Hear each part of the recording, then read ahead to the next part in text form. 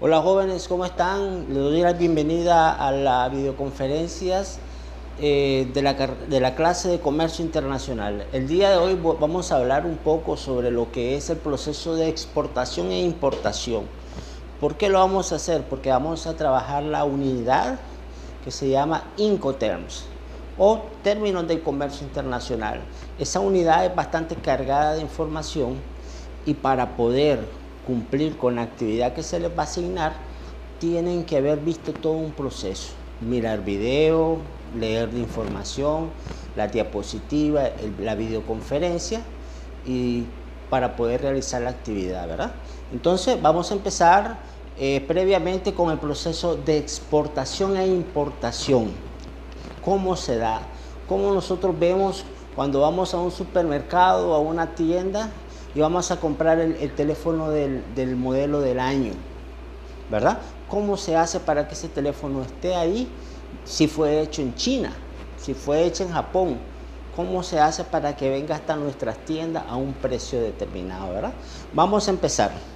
Primeramente, tiene que existir dos personas o dos entidades. En primer lugar, tiene que ser un exportador, ¿verdad? Y también tiene que existir un importador, ¿verdad?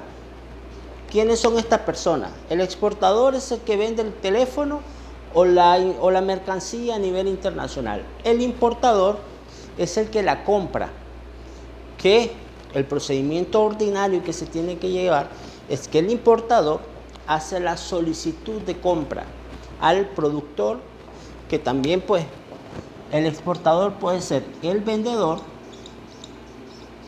productor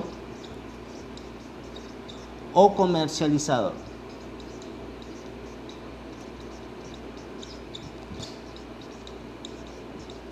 Comercializador origen, ¿verdad? ¿Quién es el importador? Es el comprador, ¿verdad? Que es la persona que paga por el producto que va a vender en un determinado país. Es un distribuidor, que es la persona o la entidad que va a distribuir el producto en el mercado de destino, ¿verdad? También tenemos algo que es el consumidor. Dirán ustedes, ¿el consumidor no es lo mismo que el comprador? No, no es lo mismo, porque yo puedo comprarlo, pero no lo voy a consumir. Entonces el producto, muchas veces tenemos diferentes entes que hacen la función de comprar y vender, pero no consumir. Hay otras organizaciones que compran, consumen y venden, por lo tanto tienen diferente funcionalidad. Pero ¿cómo se da? Imagínense ustedes que el importador hace un pedido de, pongamos, 2.000 unidades de iPhone. No, es americano. Vamos a ver lo americano versus Centroamérica, ¿verdad? Se hace un pedido de iPhone en el proceso de importación. Le solicita las 2.000 unidades. 2.000 unidades de teléfono, ¿verdad? Viene el exportador, acepta el pedido y le envía los documentos para la firma. ¿Cuáles son esos documentos? En primer lugar, la proforma, el contrato de compra-venta, ¿verdad? La factura comercial, la lista de empaque con los modelos del teléfono, en este caso, que se va a vender, que son 2.000 unidades. Hay que ver cuáles son los modelos que se solicitan y así de esa manera elaborar el pedido. Posteriormente, el señor exportador ya tiene listo el proceso de exportación, ya tiene el producto empacado, ya lo tiene embalado y directamente va a hacer el despacho. Él despacha a través de un transporte interno la mercancía, pero que a su vez tiene que llevar un seguro interno. Hoy en día en el comercio internacional no puede viajar ninguna mercancía si no está asegurada. Por cualquier incidente que se presente en el proceso se tiene que asegurar la mercancía, ¿verdad? Esa mercancía se entrega a un transporte que es el encargado de resguardarla hasta el lugar de despacho. Pongamos que en Estados Unidos el despachador va a estar en un puerto de, a ver, como es el caso pues de los Estados Unidos. Los puertos se encuentran en diferentes puntos donde ellos distribuyen la mercancía a sus contenedores o portacontenedores. Por lo tanto, California va a ser el puerto de despacho. En este caso, llega a la aduana,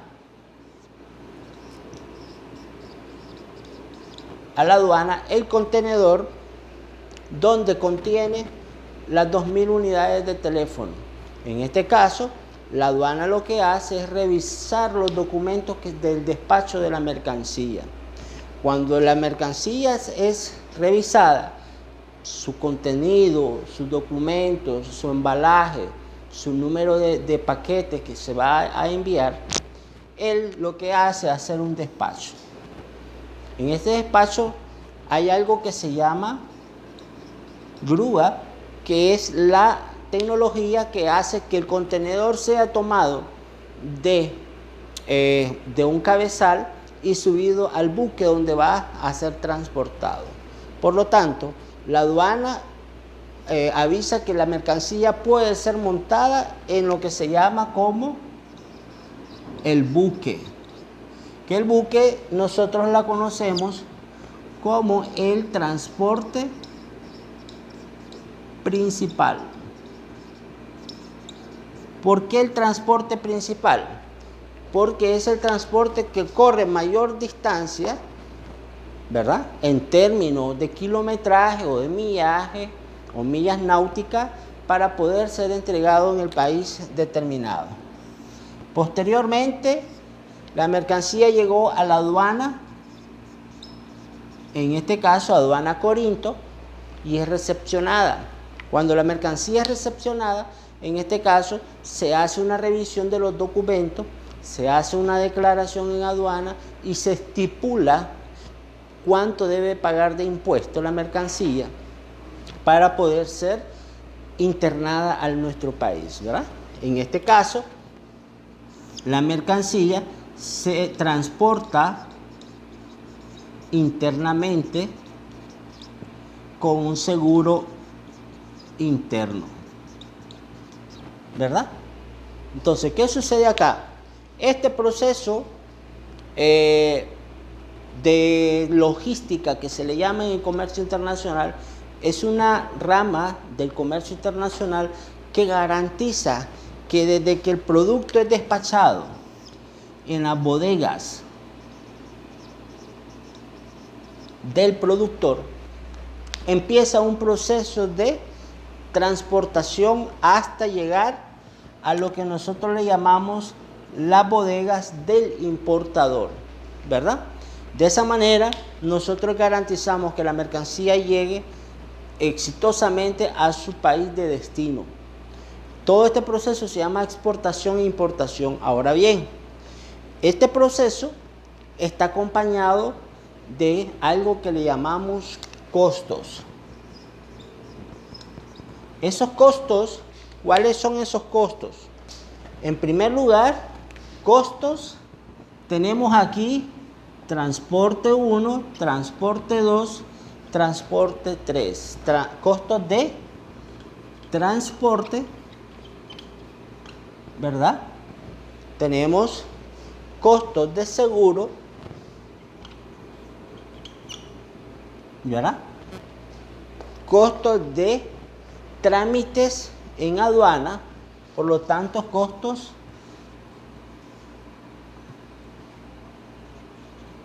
de aduana, ¿verdad?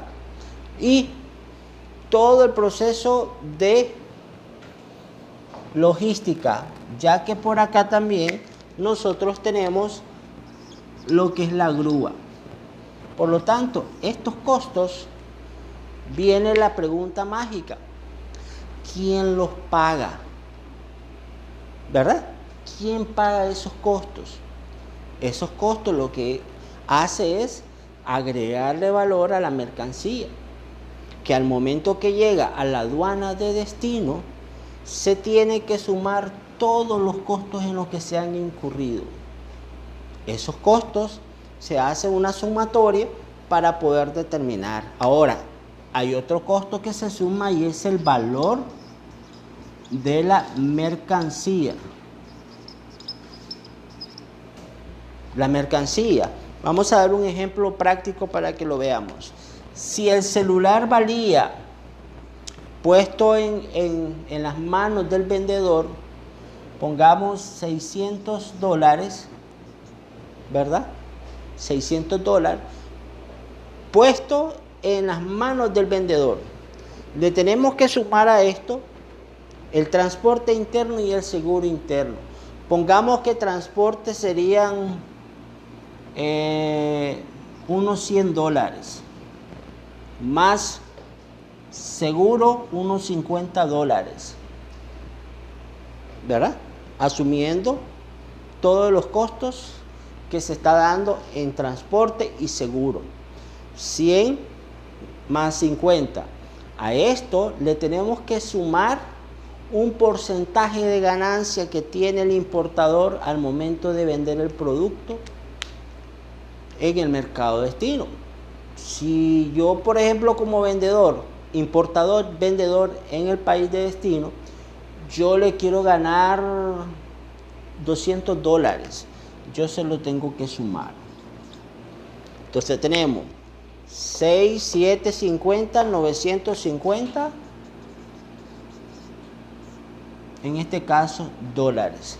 Este sería el precio del celular puesto en las manos del comprador. Dicho de otra manera, el vendedor me vende, el importador me vende a mí el celular en 950. Ya viene incluido todo este proceso que se lleva acá. Y ese proceso tiene un costo. Aquí lo hicimos de forma individual, pero recordemos que son 2.000 unidades. ¿Ya? Entonces, todos los costos que tiene que incurrirse en el proceso de garantizar el producto, desde que sale del país de destino hasta el país de compra, se tiene que sumar y establecer un valor en aduana, bajo el cual la aduana le va a aplicar un impuesto. ¿Para qué? Para poder ser vendido aquí internamente. Ahora viene otra pregunta. ¿Dónde entran los Incoterms aquí? Los Incoterms son normas y regulaciones que permiten el resguardo de la mercancía en todo el proceso, ¿verdad? El Incoterms, por ejemplo, que se va a utilizar para esto, yo puedo decir que voy a ocupar el CIF, Cost Included on Freight. O sea, quiere decir que yo me voy a hacer cargo de todo este proceso hasta el puerto de destino. Yo voy a asumir todos estos costos hasta ponérselo en aduana al importador. Ese proceso tiene una garantía y tiene un seguro que se tiene que hacer bajo un contrato de compra-venta. Por lo tanto, el Incoterms viene a regular el grado de responsabilidad que tiene el exportador y el importador. ¿Hasta dónde llega la responsabilidad del exportador o hasta dónde llega la responsabilidad del importador?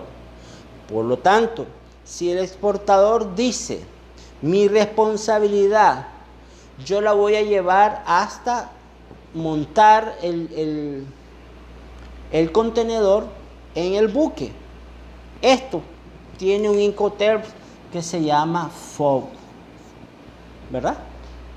Entonces, la responsabilidad del exportador llega hasta acá. El resto de la responsabilidad la asume el importador.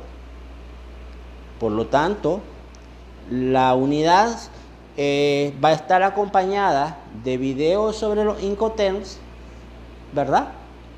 Donde ustedes podrán ver cada uno de los Incoterms ya explicado paso a paso hasta dónde llega la responsabilidad de cada uno.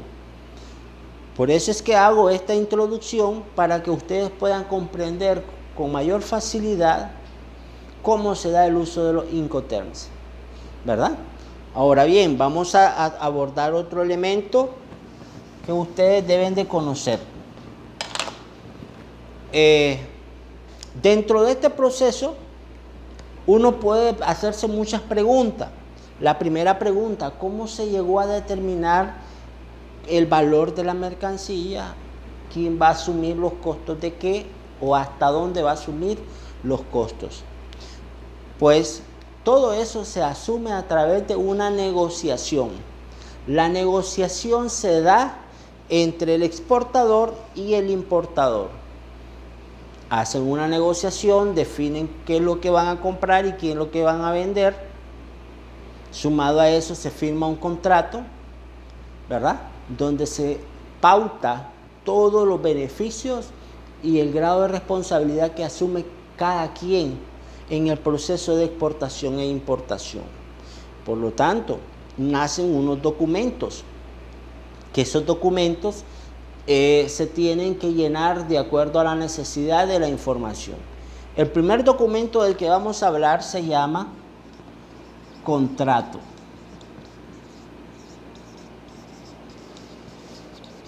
De compra-venta.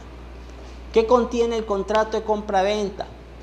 Todas las cláusulas del proceso de la negociación: valor, ubicación, dirección, de dónde sale la mercancía, a dónde va a ser entregada, qué tipo de seguro, las formas de pago, ¿verdad?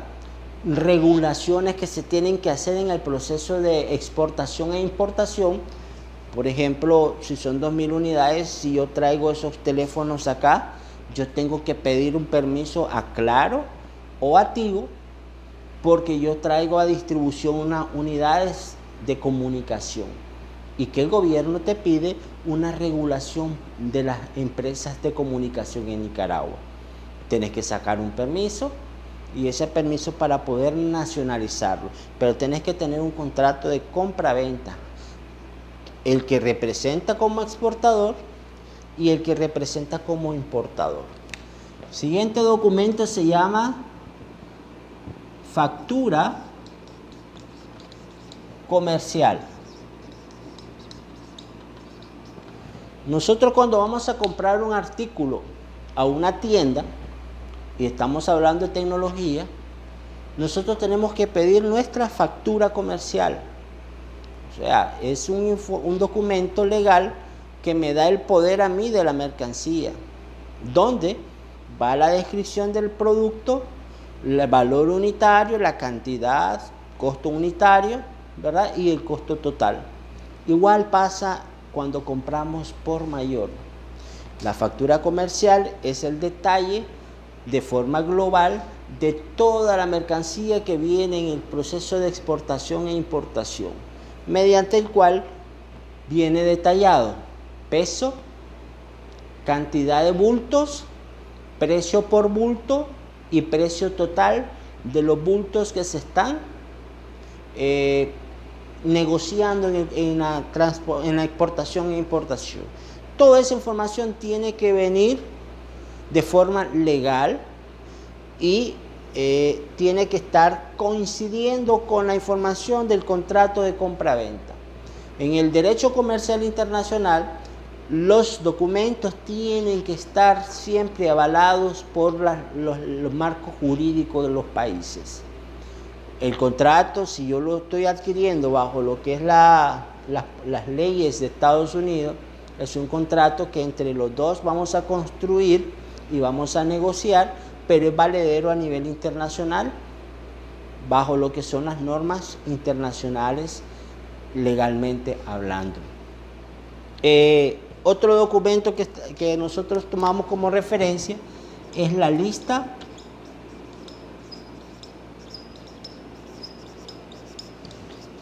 la lista de empaque. ¿Qué es la lista de empaque? Es la descripción del detalle de todas las unidades que se van a transportar o se van a hacer entrega. La lista de empaque viene el detalle. Si son 2.000 unidades, cada uno tiene un código, tiene un modelo que lo representa. Entonces aquí tiene que venir detallado, del teléfono 1 hasta el teléfono 2000. Por lo tanto, este detalle a mí me sirve como aduana para checar al momento que se hace la supervisión en las fronteras, que coincidan los documentos que vienen bajo el nombre de lista de empaque en la factura comercial con físicamente los celulares en este caso.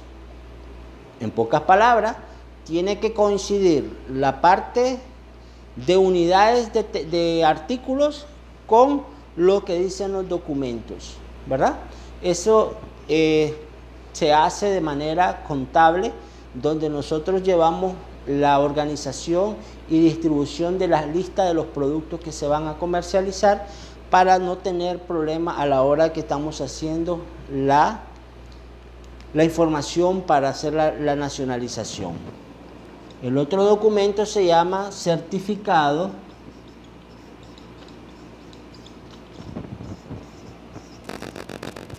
de origen. El certificado de origen es un documento que a mí me da el valor que la mercancía fue elaborada, fue hecha, confeccionada o producida en determinado país, que en este caso es el exportador. Mi certificado de origen dicen que los iPhones son de Estados Unidos. Por lo tanto, a mí me dice la empresa, la dirección y me especifica el detalle del tipo de mercancía que yo estoy trayendo al mercado. Por eso el certificado de origen en el comercio internacional es importante, porque a mí me dice si yo traigo materia prima para mi empresa, por ejemplo, otro ejemplo, y yo la traigo de un país donde Nicaragua tiene un tratado de libre comercio, a mí me pueden exonerar de algunos impuestos. ¿Por qué? Porque el certificado de origen a mí me dice que procede de ese país. Y tal vez estamos exonerados del DAI, me exoneran del 30%, ¿verdad? Entonces, el certificado de origen es ese papel que juega. El otro documento se llama la póliza de seguro. Les decía al inicio, tiene que existir un seguro. La mercancía no puede salir del país de origen sin un seguro. ¿Se imaginan que saliendo el buque del puerto de California, viniendo ahorita lo agarra un huracán a mitad de camino, en medio del océano, y el buque se hundió? Se hundió, hasta ahí llegó. Pregunto, ¿quién se va a hacer cargo de pagarme las 2.000 unidades de celulares que yo ya pagué o voy a pagar? ¿O quién me las va a pagar como exportador que soy? ¿Quién me va a pagar la pérdida de esas 2.000 unidades de celulares? Fue un siniestro, fue un huracán, pero en estos documentos, ¿quién es el que se hace cargo? La póliza de seguro, a través de una empresa aseguradora que tienen cobertura a nivel mundial. Se especifica la parte técnica del incidente y se establece el valor de la póliza en este caso. Ese es el papel que juegan las pólizas. Ahora vamos con el último, lo que son permisos, ¿verdad? O licencias. Licencias y permisos, ¿qué quiere decir? El exportador, el de la Apple, él no le, como política de empresa, él dice: yo no le voy a entregar mis artículos a cualquier vendedor. Por lo tanto, en el caso de Nicaragua, voy a buscar un representante al que le voy a dar la licencia y el permiso para poder comercializar mi marca. Solo él. De ahí nadie más. ¿Ya? ¿Qué papel juega esto? Me dan la potestad a mí que cualquier otra persona o comerciante o importador que quiera traer iPhone a Nicaragua no puede entrar si no es con mi consentimiento y me tiene que pagar a mí. El permiso a mí me dice que el exportador o productor o vendedor o comercializador me ha dado la potestad de ser su representante de marca en Nicaragua. ¿Funciona a nivel internacional? Sí. Es la forma como muchas empresas de marca prestigiosa garantizan seguridad en sus artículos a nivel internacional. Legalmente, nadie, bajo lo que es el derecho internacional, nadie puede usar la marca de otra empresa y comercializarla sin permiso de ella.